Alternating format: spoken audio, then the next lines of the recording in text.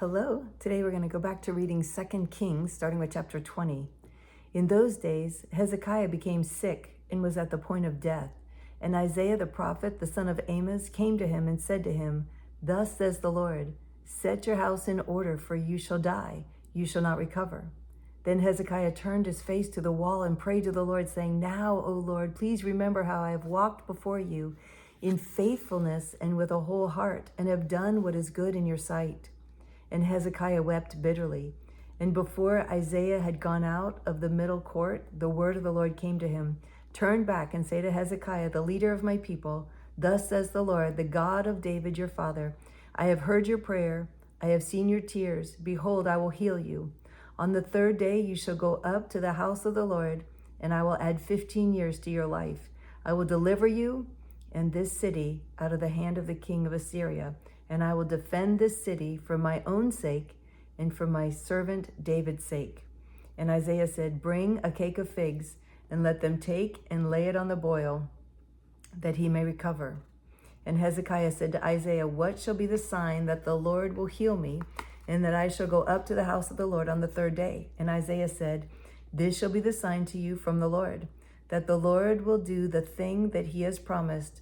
Shall the shadow go forward 10 steps or back 10 steps?" Hezekiah answered, "It's an easy thing for the shadow to lengthen 10 steps. Rather let the shadow go back 10 steps. And Isaiah the prophet called to the Lord, and he brought the shadow back 10 steps, which by it had gone down on the steps of Ahaz. That's pretty cool. Right there, the sun just went backwards. Okay, so just a little note. 2 Kings chapter 20, verses 12 through the end, through 21, are exactly the same as Isaiah 39. So we're going to jump over to Isaiah chapter 38, and the first couple verses 1 through 7 are exactly the same as what we just read. So we're going to pick up in Isaiah 38, chapter 9. And you know I would never skip it, but it's word for word. So that's the only reason I'm skipping it, what we just read. So Isaiah 38, verse 9. A writing of Hezekiah, king of Judah, after he had been sick and had recovered from his sickness. "I said in the middle of my days, I must depart. I am consigned to the gates of Sheol for the rest of my years. I said, I shall not see the Lord in the Lord. I shall not see the Lord in the land of the living. I shall look on man no more among the inhabitants of the world. My dwelling is plucked up and removed from me like a shepherd's tent. Like a weaver, I have rolled up my life. He cuts me off from the loom. From day to night, you bring me to an end. I calmed myself until morning. Like a lion, he breaks all my bones. From day to night, you bring me to an end. Like a swallow or a crane, I chirp. I moan like a dove. My eyes are weary with looking upward. O Lord, I am oppressed. Be my pledge of safety. What shall I say? For he has spoken to me, and he himself has done it. I walk slowly all my years because of the bitterness of my soul. O Lord, by these things men live, and in all these is the life of my spirit. O restore me to health and make me live. Behold, it was for my welfare that I had great bitterness. But in love you have delivered my life from the pit of destruction. For you have cast all my sins behind your back. For Sheol does not thank you. Death does not praise you.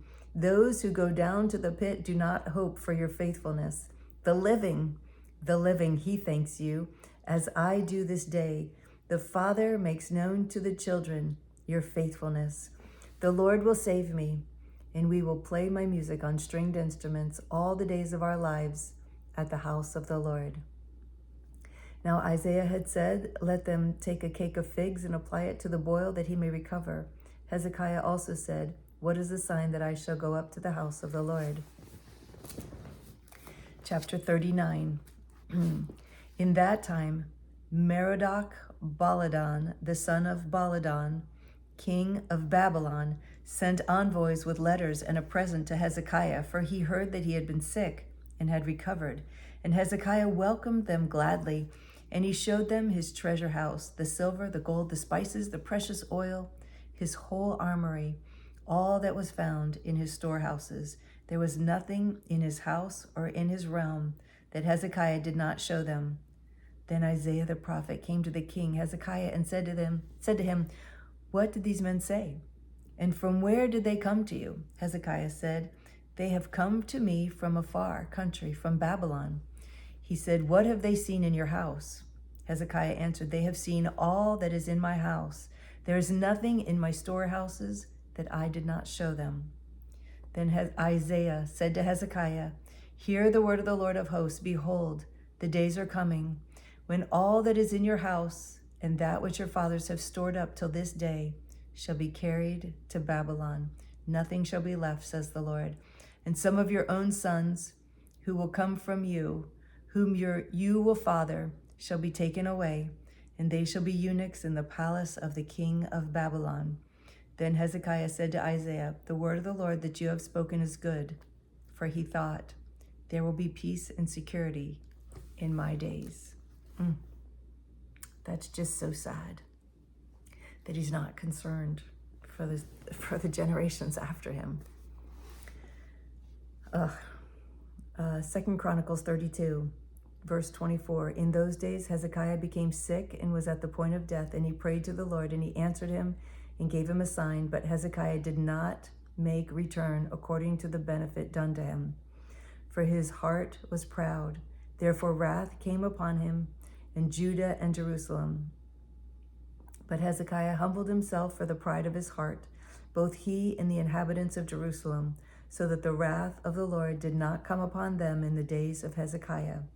And Hezekiah had very great riches and honor, and he made for himself treasuries of silver, of gold, precious stones, spices, shields, and for all kinds of costly vessels, storehouses also for the yield of grain, wine, and oil, and stalls for all kinds of cattle and sheepfold.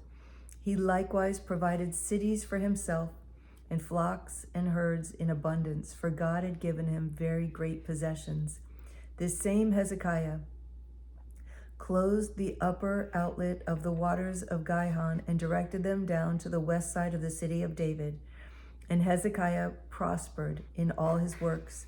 And so in the matter of the envoys of the princes of Babylon, who had been sent to him to inquire about the sign that had been done for him in the land, God left him to himself in order to test him and to know all that was in his heart.